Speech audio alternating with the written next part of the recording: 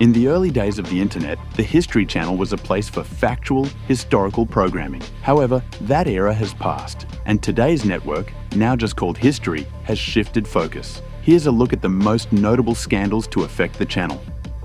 The hit show Pawn Stars showcases the day-to-day workings of the world-famous gold and silver pawn shop in Las Vegas. But the series has been heavily criticized for stretching the truth. The shop itself has faced controversy, including accusations of melting down stolen coins worth $50,000, according to ABC News. However, it seems the real treasure at the pawn shop is its stars. In 2012, HuffPost reported that the stars of the show were sued by their former talent agents, who claimed they lost $5 million in commissions after the stars switched agencies. The agency, Venture IAB Inc., accused History Channel executives of intentionally luring the stars to hire a rival agent, Michael Camacho of UTA.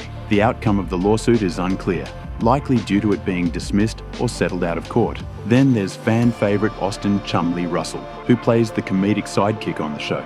But off-screen, his life is far from humorous. In 2016, police searched his home as part of an assault investigation. While they didn't find evidence related to the assault, they uncovered illegal drugs, including marijuana and meth, and firearms. Despite being charged with multiple felonies, Chumley avoided jail time through a plea deal, as reported by USA Today and the New York Daily News.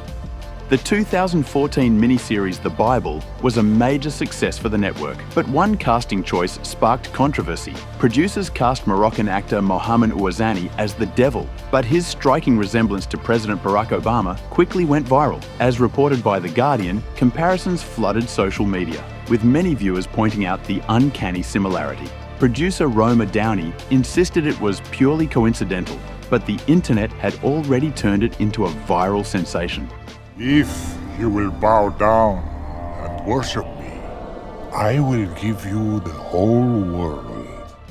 When the Bible was adapted into the feature film Son of God, producers opted to remove Satan from the storyline, hoping the shift would redirect viewers' focus entirely onto the portrayal of Jesus. Bigfoot Captured was marketed as a genuine documentary about capturing Sasquatch, but it was entirely fictional, as Paste magazine called it a TV disaster. Despite its fabricated nature, some viewers took it as truth, sparking outrage over the pseudoscience, while others celebrated what they believed was actual proof of Bigfoot's existence. At this point, I think Bigfoot's going to become a lot closer to reality.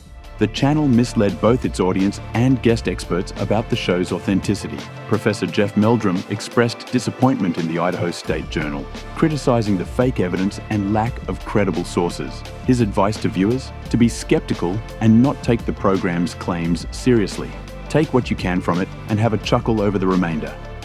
Ice Road Truckers is one of history's most famous reality shows, showcasing the dangerous work of truckers in freezing parts of Canada and Alaska. However, the series has faced criticism from trucking outlets like Truck News for inflating or fabricating the risks involved.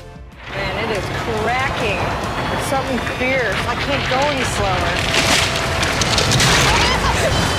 Oh my gosh!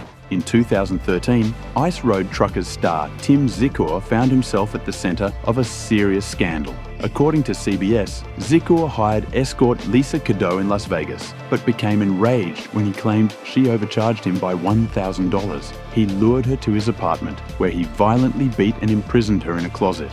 Fearing for her safety, Cadeau gave Zicore the contact of an undercover officer, pretending it was a way to settle the ransom demand. Zicore unknowingly dialed the officer and arranged his own arrest. The Las Vegas Sun later reported that Zicore admitted he planned to hold Cadeau captive and exploit her through Craigslist. When you picture a lumberjack, you probably imagine a rugged guy in plaid, cutting down trees and maybe sporting a "wipe your butt on a spotted owl" bumper sticker.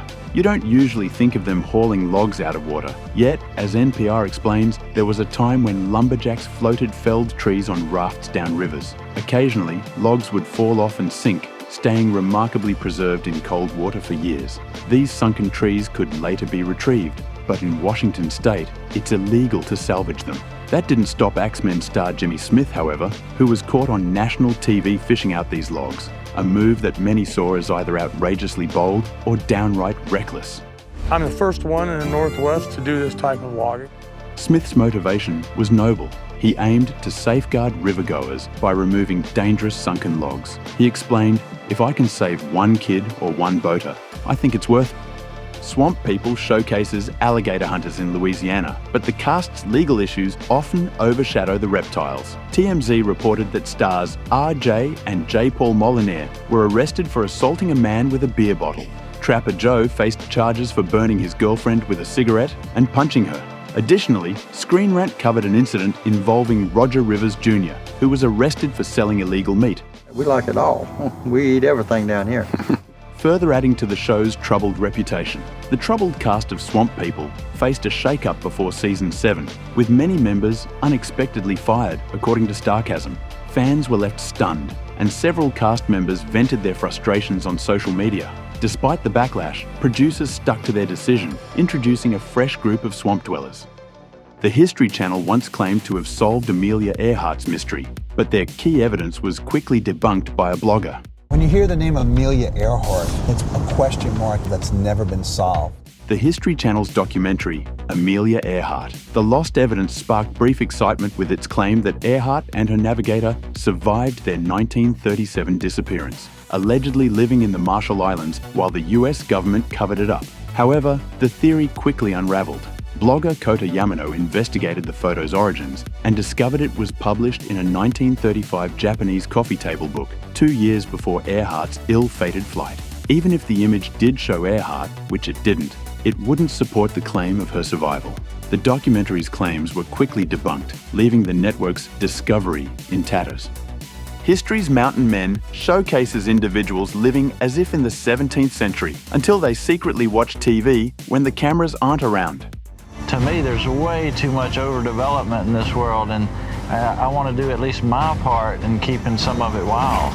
Eustace Conway, one of the show's stars, prides himself on teaching self-sufficiency while also embracing an air of superiority about his off-the-grid lifestyle. His biography highlights this distinctive, pretentious approach to survival. Like Thoreau, Eustace has gone to the woods to live deliberately, fronting only the essential facts of life, to see if he could not learn what it had to teach, and not when he came to die, discover that he had not lived. Eustace Conway certainly knows how to project an air of superiority. When he's not showcasing his survivalist attitude on mountain men, he operates a 1,000-acre wildlife preserve in North Carolina. There, he charges $700 a week for wilderness training, or $65 for a horse-drawn carriage ride. However, his preserve recently attracted unwanted attention. According to the Wall Street Journal, health, fire, and construction officials raided the property and found several buildings deemed unfit for public use.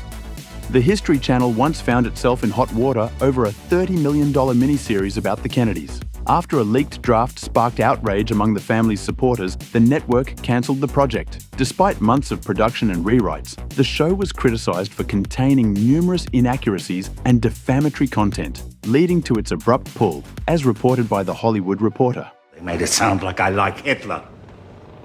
Said I was anti-American. Me! Joel Surnow, the series co-creator, defended the project by suggesting that his conservative views led to bias against him, according to The Atlantic. Some conspiracy theorists claimed the Kennedy family pressured the History Channel to cancel it. However, when the miniseries aired elsewhere, The Hollywood Reporter described it as dull, unwatchable, and a ham-fisted mess. Alone takes the survival concept to the next level by isolating contestants in remote wilderness, tracking their struggle to survive independently. Fortunately, unlike some other extreme reality shows, the participants keep their clothes on throughout the ordeal. I'm bored. The absurd part of Alone is how it portrays contestants as completely isolated, yet they're surrounded by camera crews at all times. It's hard to call it alone when there's a whole production team right there. One thing that's very interesting about how the show was shot is that it's all self-documented. While the show makes it seem like contestants are deep in the wilderness, E-Celebrity reports that they're often much closer to civilization than portrayed. Many participants are within an hour's walk from town, or on paths that suggest they aren't truly as isolated as viewers might think. Variety reports that hunting Hitler angered many by downplaying the significance of Hitler's actions and promoting unfounded conspiracy theories regarding his escape to Argentina. If this were really a picture of Hitler, it would change history. Even more troubling was the History Channel's breach of trust, as they promised a key source anonymity, but then broadcast his face to over 180 countries, betraying that assurance. The team arrives at a private home where the informant, along with his translator Philippe, has arranged to meet them under the condition that his identity be protected. According to the New York Daily News, a Nazi war criminal's grandson agreed to participate in the program under the condition that his face would remain hidden. While most of the footage blurred his face, one shot clearly revealed it, creating a major problem for someone hoping to keep their family's dark past private.